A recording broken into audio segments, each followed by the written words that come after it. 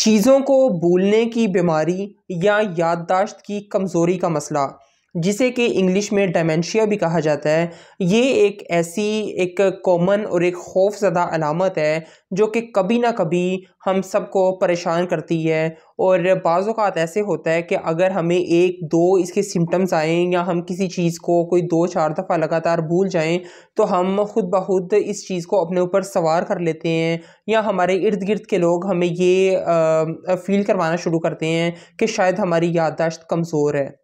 हर दफ़ा ऐसा होना ज़रूरी नहीं है, इसीलिए मैं आज आपके साथ कोई 6 या 7 ऐसी सिम्पटम्स को डिस्कस करूँगा या आपको इस चीज़ के बारे में गाइड करूँगा कि अगर तो आप में ये मसले कॉन्स्टेंटली पाए जाएँ, तो आप में डिमेंशिया की प्रॉब्लम हो सकती है। अदरवाइज़ आप काफ़ी हद तक सेफ़ हैं। अब इन जो साइन्स हैं या ये जो सिम्पटम्स हैं, ये क्या-क्या हैं? देखिए, इनमें जो सबसे पहला सिम्पटम आता है, वो ये है कि आप चीज़ों को ऑर्गेनाइज़ नहीं कर पाते, आपकी ऑर्गेनाइज़ेशन में कमी आ जाती है।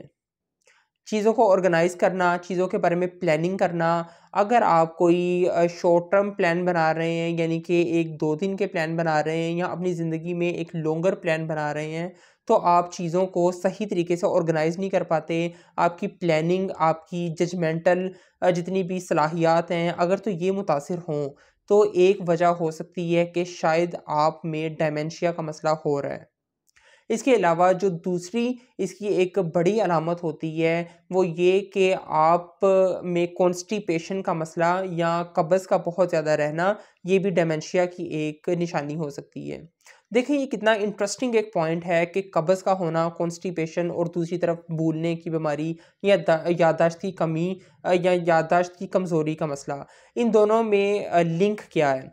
देखिए, लिंक इस तरह है कि जो हमारी गट है या जो हमारी स्मॉल इंटेस्टाइन, लार्ज इंटेस्टाइन और हमारा स्टमक है, ये एक तरह ब्रेन के तौर पे एक्ट कर रहा होता है और इसे सेकंड ब्रेन भी कहा जाता है बॉडी का।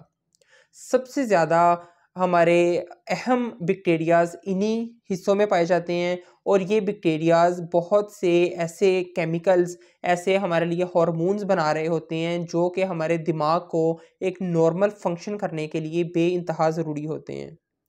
बहुत से न्यूरॉन्स या जो असाब होते हैं आपके जिस्म से मैसेज आपके ब्रेन तक लेके जाते हैं और ब्रेन से दोबारा जिस्म तक लेके आते हैं, इनकी सबसे ज़्यादा मिकदार भी, इनकी सबसे ज़्यादा क्वांटिटी भी आपकी गट में या आपकी छोटी बड़ी आंत में पाई जाती है।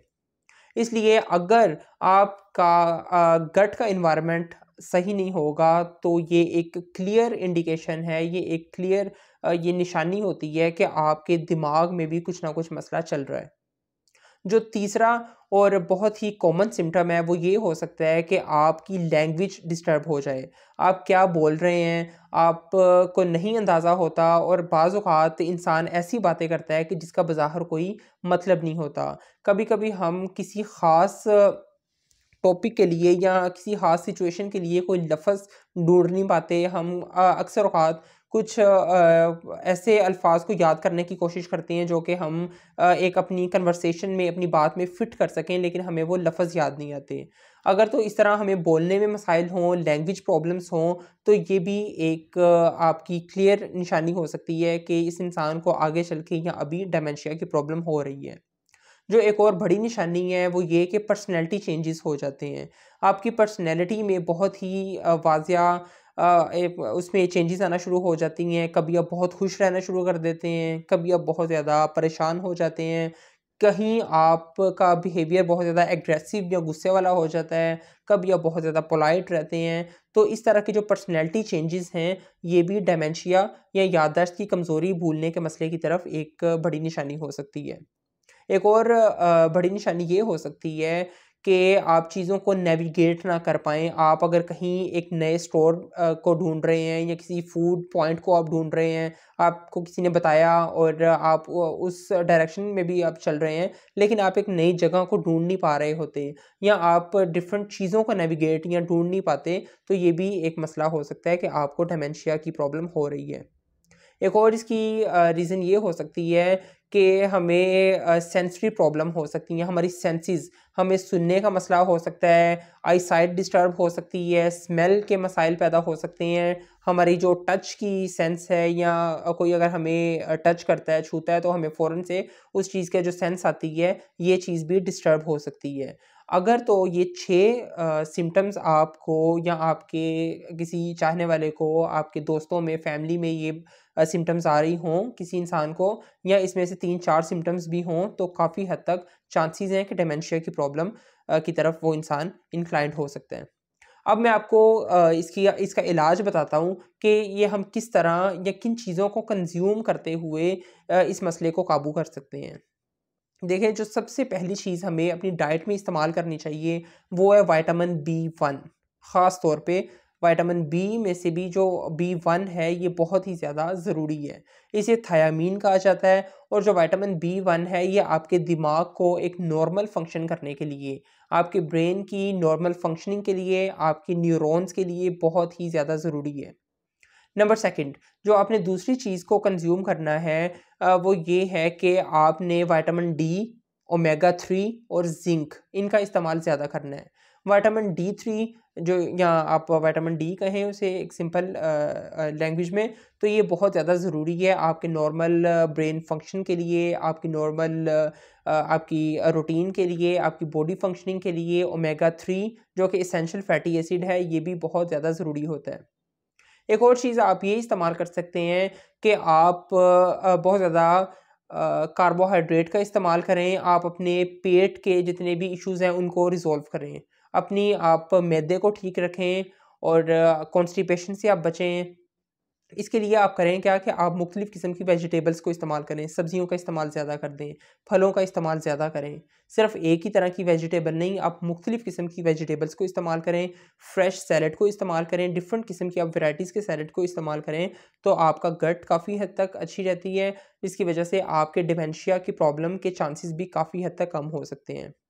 इसके साथ आप जिंको बाइलोबा, ये जो जिंको बाइलोबा है, ये मुख्तलिफ़ किस्म के कैप्सूल इसके मिल जाते हैं, टैबलेट मिल जाती हैं। इसी नाम से जिंको बाइलोबा की ही प्रोडक्ट्स होती हैं, इजीली अवेलेबल है हर जगह पे।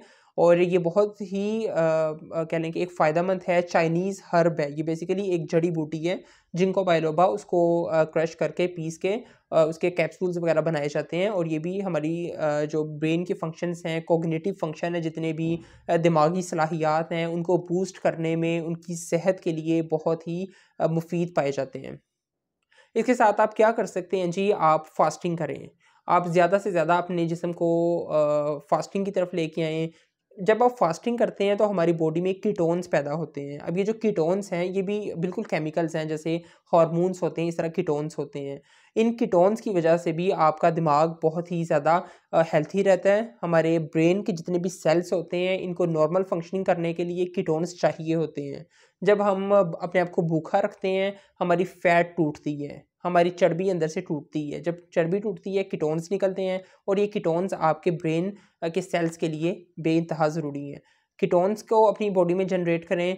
बाकी मैं फिर से रिपीट कर देता हूँ, विटामिन डी लें, ओमेगा 3 लें, ज़िंक लें, विटामिन बी 1 लें, डिफ़रेंट किस्म की वेजिटेबल्स लें।